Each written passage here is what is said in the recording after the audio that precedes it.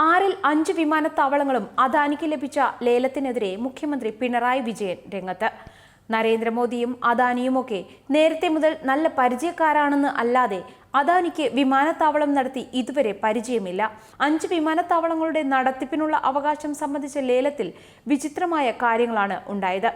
6-ൽ 5 വിമാനത്താവളവും ഒരു കൂട്ടർക്ക് തന്നെ ലഭിക്കുമ്പോൾ പുറത്തുനിന്ന് നോക്കുന്നവർക്ക് സ്വാഭാവികമായും ആ ലേലത്തിന്റെ രീതികളിൽ സംശയമുണ്ടാകും. ഇത് ഒരാളെ ഏൽപ്പിക്കാൻ തുടങ്ങിയ കാര്യങ്ങളായിരുന്നു.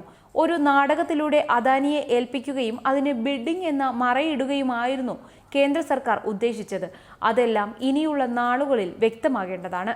വിമാനം ആകാശത്തിലൂടെ പറക്കുന്നതാണെങ്കിലും വിമാനത്താവളത്തിനുള്ള സൗകര്യം ഭൂമിയിൽ ഒരുക്കേണ്ടതാണ്. തിരുവനന്തപുരം വിമാനത്താവളം വികസനം നടക്കണമെങ്കിൽ അദാനി എന്ന കുത്തക വിചാരിച്ചാൽ മാത്രം നടക്കില്ല. സംസ്ഥാന സർക്കാരാണ് സ്ഥലമെടുത്തു കൊടുക്കേണ്ടത്.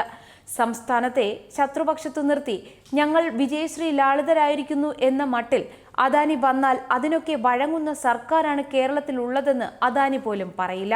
അതൊക്കെ മൊത്തത്തിൽ വിമാനത്താവളം വികസനത്തിന് തടസ്സം സൃഷ്ടിക്കും. തിരുവനന്തപുരം വിമാനത്താവളം സ്വകാര്യവൽക്കരിക്കാനാണ് കേന്ദ്ര സർക്കാരിന്റെ നടപടി. അത് സംസ്ഥാനത്തെ ഏൽപ്പിക്കണമെന്ന് ആവശ്യപ്പെട്ടിരുന്നു. അതിന് യോഗ്യതയുമുണ്ട്. സിയാൽ ലാഭകരമായി നടത്തുന്നുണ്ട്. സിയാലിന്റെ മാനേജ്മെന്റ് സിസ്റ്റത്തെപ്പറ്റി വിമാന കമ്പനികൾക്ക് വലിയ അഭിപ്രായവുമാണ്. രാജഭരണകാലത്ത് രാജാവെടുത്ത സ്ഥലത്താണ് തിരുവനന്തപുരം വിമാനത്താവളം. രാജ്യം സ്വതന്ത്രമായപ്പോൾ സർക്കാർ നൽകിയ സ്ഥലവുമുണ്ട്. വിമാനത്താവള അതോറിറ്റിയാണ് നടത്തേണ്ടതെങ്കിലും നടത്തില്ല എങ്കിൽ സംസ്ഥാനത്തിന് പൂർണ്ണമായി തരണമെന്നാണ് ആവശ്യപ്പെട്ടത്. അതിനു തയ്യാറാകാതെ ബിഡിങ്ങിലേക്ക് പോവുകയായിരുന്നു എന്നും മുഖ്യമന്ത്രി പറഞ്ഞു. ഫിനാൻഷ്യൽ ബിഡിൽ അദാനി ഗ്രൂപ്പ് മറ്റുള്ളവരെക്കാൾ ഉയർന്ന തുക ക്വോട്ട് ചെയ്തതോടെയാണ് നടത്തിപ്പ് അദാനി ഗ്രൂപ്പിന് ലഭിക്കും എന്ന് ഉറപ്പായത്. തിരുവനന്തപുരം വിമാനത്താവളത്തിനു വേണ്ടി ക്ലോസ്ഡ് ടെൻഡറിൽ 168 കോടി അദാനി ക്വോട്ട് ചെയ്ത കേരള സർക്കാരിന്റെ KSIDCക്ക് വേണ്ടി ടിയാൽ 135 കോടി ക്വോട്ട് ചെയ്തു. 3-ാം സ്ഥാനത്തുള്ള GMR ഗ്രൂപ്പ് 63 കോടി ക്വോട്ട് ചെയ്തു. കൂടുതൽ തുക ക്വോട്ട് ചെയ്തവർക്കാണ് വിമാനത്താവളം നൽകുക എന്ന് കേന്ദ്ര സർക്കാർ വ്യക്തമാക്കിയിട്ടുണ്ട്. കേരളത്തിലെ നെടുമ്പാശ്ശേരിയും കണ്ണൂരും സർക്കാർ നിയന്ത്രണത്തിലുള്ള കമ്പനികളാണ് നടത്തുന്നത്. ഇതുപോലെ തിരുവനന്തപുരം വിമാനത്താവളത്തിന്റെ നിയന്ത്രണവും സർക്കാരിൽ നിക്ഷിപ്തമാക്കാനായിരുന്നു ബിഡിൽ കേരള പങ്കെടുത്തത്. എന്നാൽ എല്ലാം അസ്ഥാനത്താക്കി കച്ചവടം അദാനി ഉറപ്പിക്കുകയാണ്. തിരുവനന്തപുരം വിമാനത്താവളം അദാനിക്ക് കൊടുക്കുന്ന ഔദ്യോഗിക പ്രഖ്യാപനം 28-നുണ്ടാകും. സംസ്ഥാന സർക്കാരിന്റെ പൊതുമേഖലാ സ്ഥാപനമായ KSIDCയാണ് ലേലത്തിൽ രണ്ടാമതെത്തിയത്. GMR ഗ്രൂപ്പ് മൂന്നാമതും എത്തി. യഥാക്രമം 168 രൂപ, 135 രൂപ, 63 രൂപ എന്നിങ്ങനെയാണ് 3 കമ്പനികളും ഒരു യാത്രക്കാരന് വേണ്ടി ചെലവഴിക്കുന്ന തുകയായി ലേലത്തിൽ രേഖപ്പെടുത്തിയത്. ഏറ്റവും ഉയർന്ന തുക രേഖപ്പെടുത്തിയതിനാൽ സ്വാഭാവികമായും അദാനി ഗ്രൂപ്പ് ഒന്നാമതെത്തുകയായിരുന്നു. തിരുവനന്തപുരം, മംഗളൂരു ഉൾപ്പെടെയുള്ള രാജ്യത്തെ 6 വിമാനത്താവളങ്ങളുടെ നടത്തിപ്പാണ് സ്വകാര്യ കമ്പനികൾക്ക് കൈമാറുന്നത്.